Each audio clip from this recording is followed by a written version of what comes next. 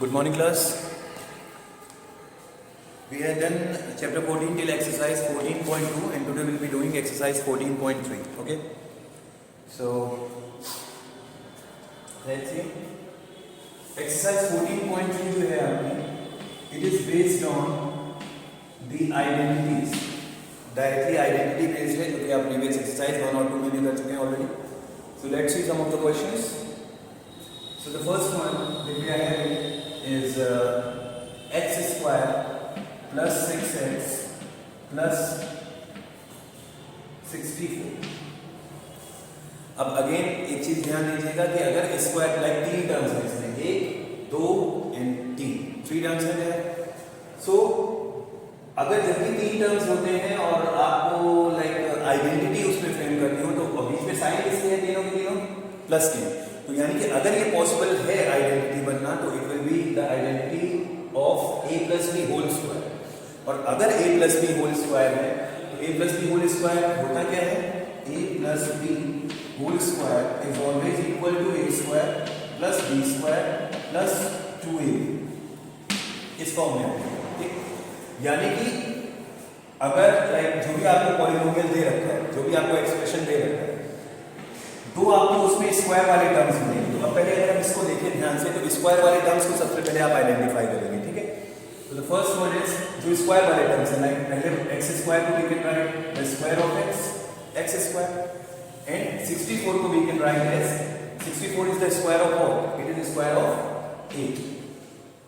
सो अच्छा यहाँ पे 16 है. सो 8 स्क्वायर ये हो गया. अब ये हो गया a स्क्वायर और ये हो गया 64 को हम लिख सकते हैं 8 का स्क्वायर, तो ये हो गया b स्क्वायर. अब हमारे पास a स्क्वायर भी आ गया, b स्क्वायर भी आ गया. अब अगर आइडेंटिटी बन रही होगी, ठीक है, अगर कंडीशन फिर से सुन लीजिएगा, अगर आइडेंटिटी बन रही होगी तो जो तीसरा वाला है जो कि स्क्वायर के फॉर्म में नहीं, ठीक है, वो किस फॉर्म में होगा? वो 2ab की फॉर्म में होगा. तो यानी कि 2 इंटू a की जगह पे हमने क्या लिखा है? x इंटू b की जगह पे क्या है हमारे पास? 8. ठीक. अब इसको एक बार कंपेयर करके देखेंगे कि क्या वापस हमें वही चीज मिल रही है. तो x का स्क्वायर अगर हम करेंगे we'll get x स्क्वायर बन सकेगा 2 into x 2x और 2x into 8 16x. तो 16x वापस हमें वही मिल गया and 8 square is equal to 64. लेकिन अब जब हम इसको देखते हैं तो ये किस फॉर्म में आ गया? a square plus 2ab plus b square, यानी कि इस फॉर्म. और ये फॉर्म किसके इक्वल होती है? It is equal to the a plus b whole square. Again अब a की जगह पे हमने क्या वैल्यू लिखी थी? x, और b की जगह पे क्या लिखी थी? 8. So it is x plus 8 का होल स्क्वायर. ओके. तो ये आपका पहला question. Similarly will be the next one. Let's see second one. In second question we are having 4x square minus 20xy and plus 25y. ठीक है. अब इसको कैसे करेंगे? अगेन अभी भी आपके पास कितने टर्म्स हैं? तीन टर्म्स. अगर आइडेंटिटी बन रही होगी तो या तो a plus b whole square की बन रही होगी या फिर a minus b whole square की बन रही होगी. तो अगर हम इसको देखें फिलहाल के लिए तो इसमें हमारे पास क्या है? सबसे पहले तो हमें देखते हैं स्क्वायर वाले टर्म. ठीक. स्क्वायर वाले टर्म कौन से हैं जो कि आप स्क्वायर में चेंज कर सकते हैं? पहले तो देख लो कुछ कॉमन मिल रहा है कि नहीं मिल रहा है. तो कॉमन इन तीनों टर्म्स में नहीं मिल रहा है. ठीक. तो हम क्या कर सकते हैं? अब स्क्वायर देखिए कौन से. 4x स्क्वायर को वी कैन राइट एज 4 किसका स्क्वायर है? 2 का, और x स्क्वायर किसका स्क्वायर है? x का. तो हम इसको 2x का होल स्क्वायर लिख सकते हैं. ठीक है. ब्रैकेट लगाना जरूरी है. इसको आप ये नहीं लिख सकते. लाइक अगर मैं बोलूं 2x स्क्वायर तो ये नहीं लिखा जा सकता इसको. क्यों? क्योंकि इसका मतलब हुआ केवल x का स्क्वायर. और यहां पे अगर 4x स्क्वायर लिखा है मतलब ये 4 का स्क्वायर नहीं है, ये केवल और केवल किसका स्क्वायर है? x का. लेकिन अगर हमने ब्रैकेट लगा दिया तो हमें क्या मिल गया? 2x का होल स्क्वायर. फिर स्क्वायर जब ब्रैकेट जब ओपन करोगे तो ये स्क्वायर किसके पास जाएगा? दोनों वैल्यूज के पास, लाइक 2 के पास भी और x के पास भी. सो इट विल बी 2 स्क्वायर यानी कि 4 और x स्क्वायर यानी कि x स्क्वायर. ठीक. इसके बाद में आते हैं. एक तो स्क्वायर वाला टर्म हमें ये मिल गया. अब दूसरा स्क्वायर वाला टर्म कौन सा है? तो दूसरा स्क्वायर वाला टर्म इज 25y स्क्वायर. इसको हम कैसे लिख सकते हैं? 25 किसका स्क्वायर है? It's the square of 5. So 5y whole square. 25y square को we can write as 5y whole square. तो हमें अब a स्क्वायर मिल गया और प्लस का b स्क्वायर मिल गया. बचता है अगर होल स्क्वायर बनेगा तो 2ab वाला टर्म होना जरूरी है. ठीक है.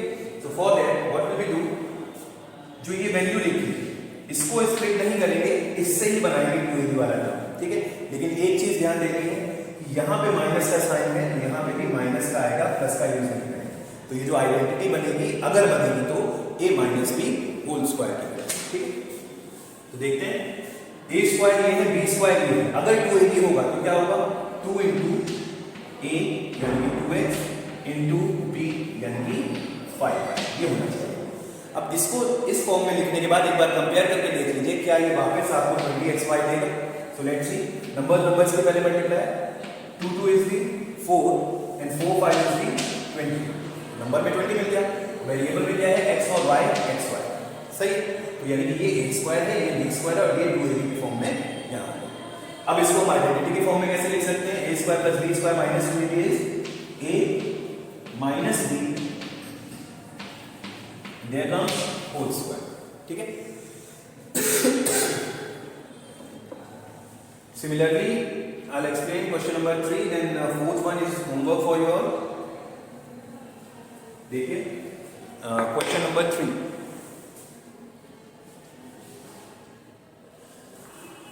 अगर हम question number 3 की बात करें तो this question we have been given 49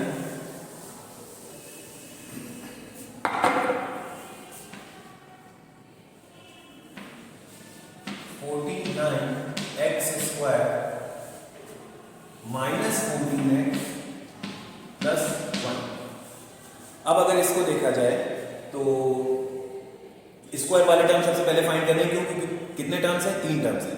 अगर आइडेंटिटी बन रही होगी तो होपफुली किसकी बन रही होगी, माइनस का एक वैल्यू है, a minus b whole square की बन रही है, ठीक। तो अब स्क्वायर वाले टर्म्स देखो, 49 किसी का स्क्वायर है, इसका 7 है, तो 7x होल स्क्वायर। देन दूसरा स्क्वायर वाला टर्म कौन सा है, अगर आप देखेंगे तो ये तो स्क्वायर हो गया, 14 तो किसी का स्क्वायर नहीं होता, तो ये तो नहीं आएगा। अब क्या होगा, तीसरे वाले टर्म को देखते हैं, 1 किसका स्क्वायर है, तो 1 को हम लिख सकते हैं 1 का ही स्क्वायर, क्योंकि 1 का स्क्वायर जब आप करेंगे तो you will get 1 as it is, ठीक। तो 1 जब भी आएगा उसको अगर आपको पावर कोई भी लगानी है तो आप लगा सकते हैं। अभी हमें जरूरत किसकी है, 1 स्क्वायर की, तो हमने 1 को 1 स्क्वायर के फॉर्म में लिखा। अब ये हो गया a स्क्वायर और ये हो गया प्लस का b स्क्वायर। टर्म कौन सा बचता है बीच में, 2ab वाला। अगर आइडेंटिटी लगेगी तब, हर केस में आइडेंटिटी लगे जरूरी नहीं, क्योंकि नेक्स्ट इसकी एक्सरसाइज है वो आइडेंटिटी बेस्ड है, ठीक है। इसको देखिएगा, अब ये हो गया a स्क्वायर, ये हो गया प्लस का b स्क्वायर, और फिर बीच में टर्म जो आना चाहिए वो माइनस का साइन लेके आ रहा है, और होना क्या चाहिए, 2ab। तो 2 इंटू a की जगह पे 7x इंटू b की जगह पे 1। क्या इसको सॉल्व करने पे वापस माइनस 14x मिल जाएगा, बिल्कुल मिल जाएगा। तो ये अभी किस फॉर्म में है, a square plus b square minus 2ab की फॉर्म में, ठीक है। तो ये क्या हो जाएगा, a माइनस b का होल स्क्वायर, 7x माइनस 1 का whole square. Got it. Now fourth one is homework, so I'll be explaining the fifth one and after that ninth one, ठीक है।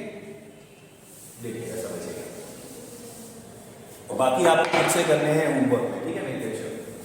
तो लेट्स सी क्वेश्चन नंबर 5।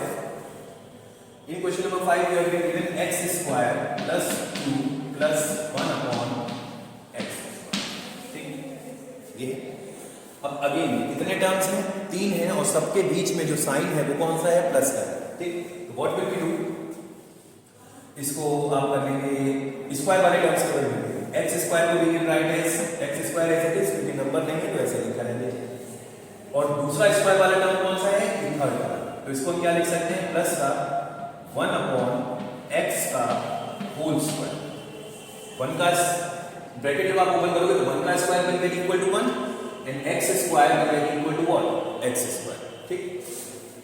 अब ये हो गया a square, ये हो गया b स्क्वायर। अब जो तीसरा वाला टर्म उसमें देखते हैं क्या है, ठीक। तो ये a स्क्वायर है, ये b स्क्वायर है। अगर तीसरा वाला टर्म आइडेंटिटी बन रही होगी तो 2ab की फॉर्म में होगा, तो 2ab यानी कि 2 इंटू a की जगह पे कौन है, x इंटू 1 अपॉन x। क्या इतने हिस्से को सॉल्व करके वापस 2 आएगा? कुछ कहेंगे कि इसमें सर x और 1 अपॉन x भी आ रहा है, तो ये 2 नहीं आएगा, लेकिन ध्यान से अगर देखें तो इस x से ये वाला x कैंसिल हो जाएगा। आपको कैंसिल करना नहीं है, आपको इसको उसकी उसकी फॉर्म में ही दिखा है। बट अगर चाहे तो आप इसको अगर कैंसिल कर दें तो ये क्या हो जाएगा, x से x कैंसिल आउट हो जाएगा, 2 1 क्या बचेगा 2। तो यानी कि यहाँ पे भी आइडेंटिटी एप्लीकेबल है, ठीक है। तो ये क्या हो जाएगा xa प्लस b का होल स्क्वायर, ठीक है। तो ये वाला है क्वेश्चन नंबर 5 का सोल्यूशन। अब इसके बाद में we will do question number 6 homework है, 7 होमवर्क है। 7 में a square minus b square की आइडेंटिटी लगेगी। 8th क्वेश्चन जो है अगेन होमवर्क है, इसके जैसा है। 9th I am telling you, और 9th के बाद 11th बता देंगे, and the remaining you will do by yourself, ठीक है। So let's see question number 9। So in question number 9, we have been given that 15x raised to the power 4, 15x raised to the power 4 plus 3x square plus 3x square minus 18। अच्छा, अगर इसकी हम बात करें तो अच्छा, इसको question को कट कर देंगे, अगली वाली एक्सरसाइज में फिर बैठेगा स्प्लिटिंग द मिडिल टर्म से। इस क्वेश्चन को 9 वाले को कट कर देंगे, ठीक है। जब नेक्स्ट एक्सरसाइज 14.4 कराएंगे तब 9 वाला करेंगे। सो स्किप क्वेश्चन पर 9, ठीक। Now let's move on to question number 10 देख लीजिए।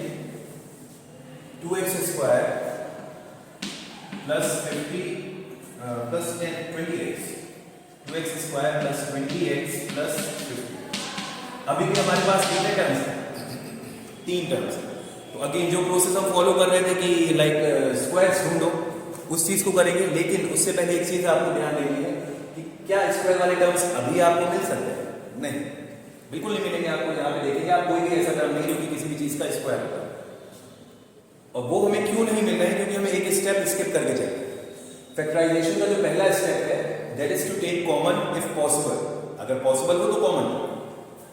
तो अब यहां पे अगर हम देखें तो 2, 20 और 50 तीनों के तीनों नंबर्स 2 से डिविजिबल, 2 कॉमन लिया जा सकता है। एक 2 कॉमन अगर हमने लिया तो पहले टर्म में क्या बचा, 2x स्क्वायर में से 2 आपने कॉमन ले लिया तो क्या बचा, x स्क्वायर, ठीक है। फिर प्लस का साइन लगा, 2 10 इज 20 10x प्लस यहां पे क्या बचेगा, 2 से 50 को डिवाइड करेंगे, 2 2 इज 4, 5/4 कितना बचा, 5 में से 4 लेस हुआ 1 बचा, 0 साथ में और बच जाएगा 10 हो गया। 2 5 इज 10। तो 50 में से 2 कॉमन लिया तो कितना बचा, 25। फर्दर अगर आप मल्टीप्लाई करते हैं तो यू विल गेट 50 अगेन। तो ये आपने कॉमन ले लिया।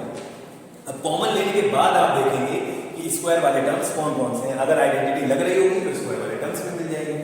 तो क्या हो जाएगा, 2, एक तो ये हो गया स्क्वायर वाला टर्म एक्स स्क्वायर प्लस, इसको भी रोक के चलते हैं क्योंकि ये स्क्वायर वाला नहीं है, इसको देखेंगे 2a भी बन रहा है कि नहीं बन रहा है, प्लस 25 को हम लिख सकते हैं 5 का स्क्वायर, ब्रैकेट क्लोज। अब इधर क्या हो गया, a है b है, a स्क्वायर b स्क्वायर में मिल गया। अब जो बीच वाला टर्म है वो अगर आइडेंटिटी लग रही हो तो वो 2ab वाला होना चाहिए। तो देखते हैं, 2 into a is what, x into b is what 5। क्या इसको सॉल्व करके वापस क्या नेक्स्ट मिल जाएगा, बिल्कुल मिल जाएगा। यानी ये जो आइडेंटिटी लग रही है ये कौन सी लग रही है ब्रैकेट के अंदर, a square plus b square plus 2b, यानी कि a प्लस b का whole square. So it will be 2 in the bracket x plus 5 whole square. So that's your answer for question number 10।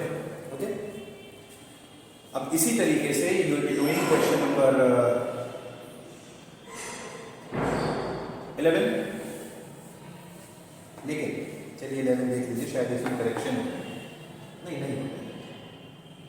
Correction नहीं, ठीक।